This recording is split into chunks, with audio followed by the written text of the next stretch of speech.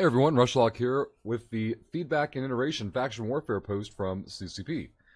This is like a kind of like a patch note for it, but a note to players from CCP about faction warfare, the iterations, and the feedback so far. So let's dive into it. Facetious Capsuleers.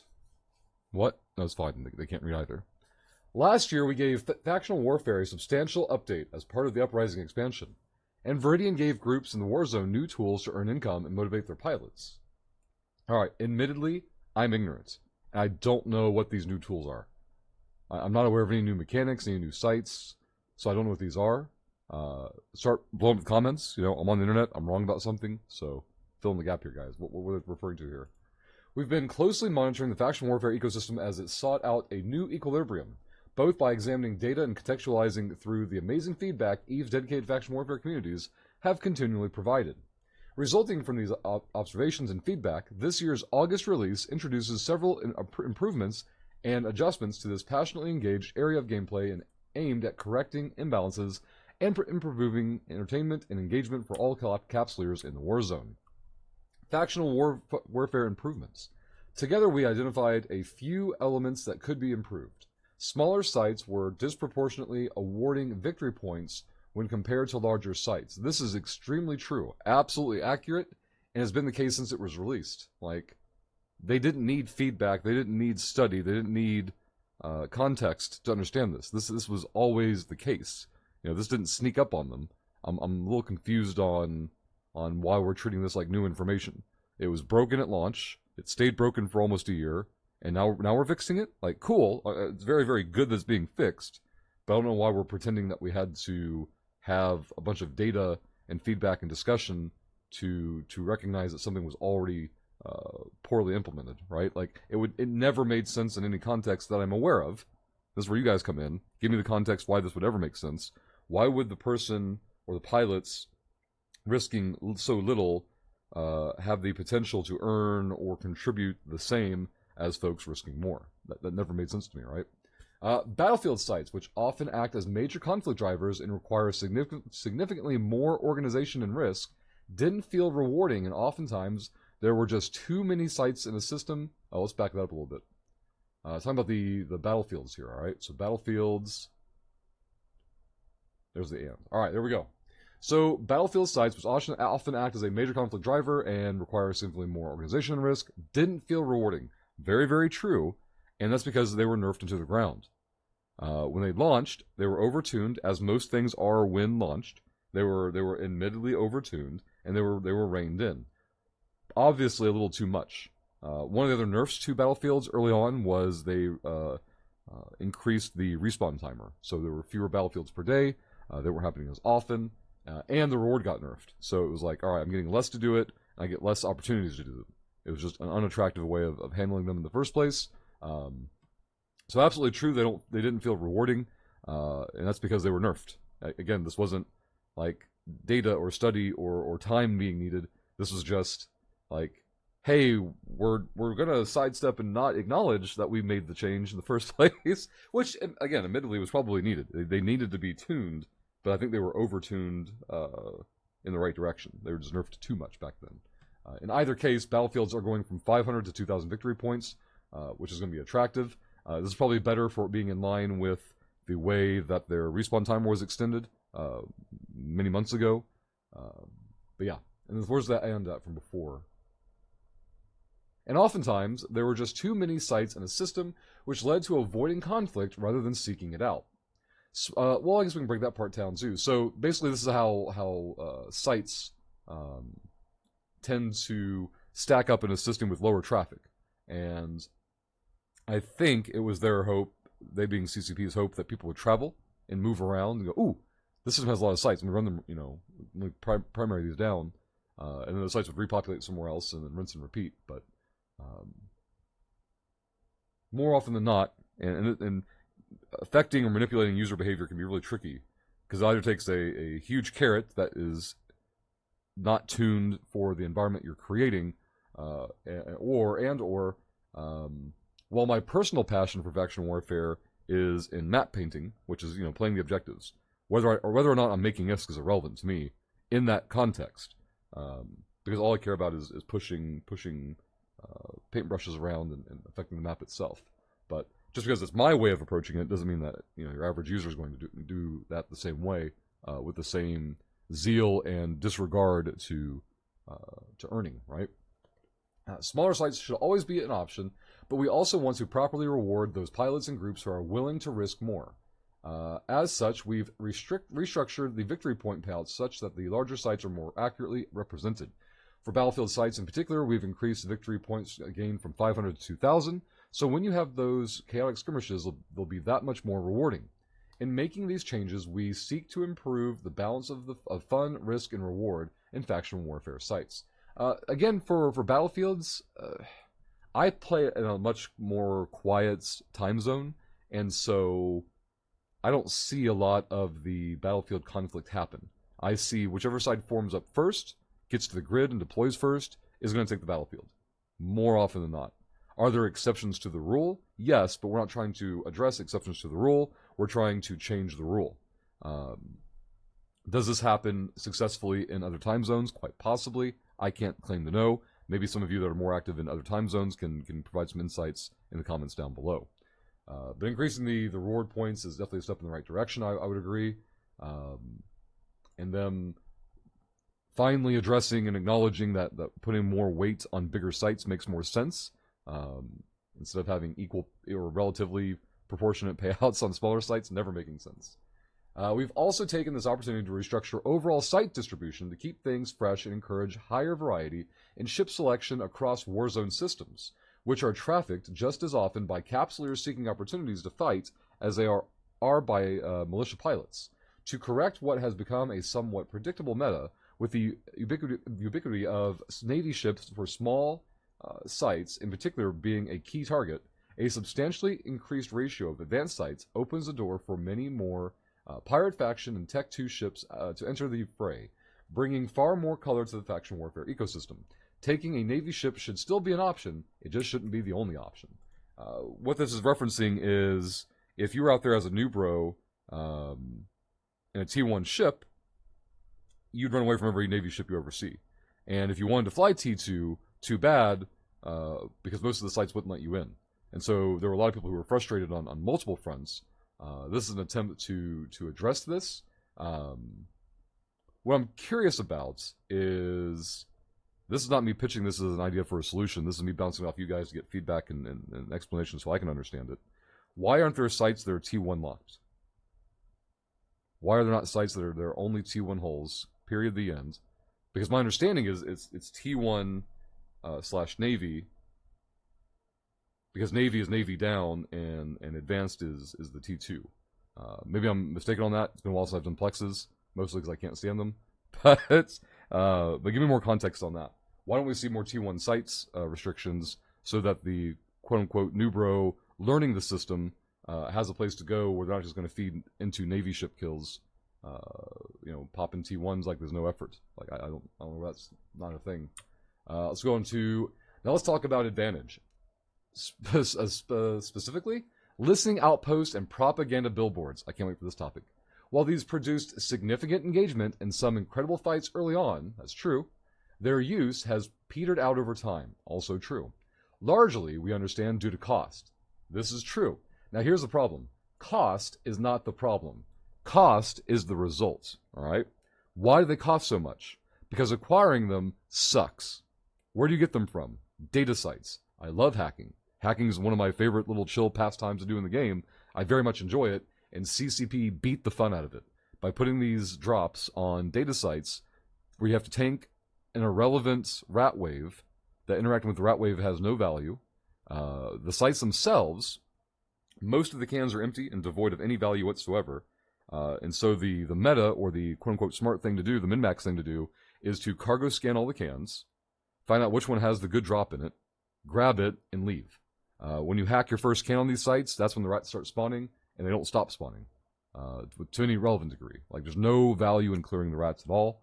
And I was super excited to hear there was hacking available in faction warfare that would interact with the overall objective scheme, right? And getting these drops and turning them into my faction warfare allies so they can run off and deploy the listening outposts and the propaganda boards was super exciting on paper. And then when I started running the sites, I'm like, this is miserable. I had to stop and think, all right, well, how's this working? Okay, cool. I just need to cherry pick the sites and we're fine. But when one of your most enjoyable elements of the game, to me, this is just from one person's perspective, when there's something that I specifically enjoy and the fun is sucked out of it, that's usually a red flag. There's something wrong with the design of the system. To address concerns and the current low supply, it is true that those sites are infrequent. There's definitely a deficiency in those sites. I would frequently run a route every morning before and after downtime, and it was very commonplace for me not to find any sites at all available. The spawn rate was incredibly low. I've not run the space since this update, so I don't know how significantly the spawn rate has increased, but any increase would be a positive in my opinion. The spawn rate of operation centers across Faction Warfare has been doubled. All right, well, there we go. So they're saying, here's the problem. Double nothing is still nothing. So if I go out and, let's say I was going out Monday through Friday, and there were multiple days a week where I didn't find any sites even existing, 2 times nothing is still going to be nothing, right? So maybe I just need to go out and get my hands on it and see how that goes, and maybe that'll make a difference. But one big thing to understand here, the price of those items was not due to strictly their scarcity. There's also an element of they are not fun to acquire from the perspective of someone who mains hacking cans or has mained hacking cans as an income source. So I would look at that as a 2-factor problem, not simply there aren't enough sites. Well, let's turn up the frequency of sites and that will solve the problem. It will likely help the problem, but it will not solve it, in my opinion. Finally, bots. We've paid keen attention to your feedback regarding players who appear to be using automation to run sites in regard systems, and team security continues to be ever vigilant in the fight against automation. While it may be true that not every character reported may be engaged in illegal gameplay, we also agree that the notion of earning income while risking very little stands in contradiction to the spirit of factional warfare as a whole. Rearguard systems were designed to provide tactical objectives, not low-risk LP generation. To realign toward their intended purpose, the loyalty point multiplier for rearguard systems has been reduced from 0.5 to 0.01, drastically reducing the amount of LP yielded while preserving the tactical value. I think this is a 100% win. You could probably argue this falls into the same category of like no bleep. This was a problem day one, and why are we fixing it 300 days in kind of a thing. But it's still all positive. I don't see any downside to that at all.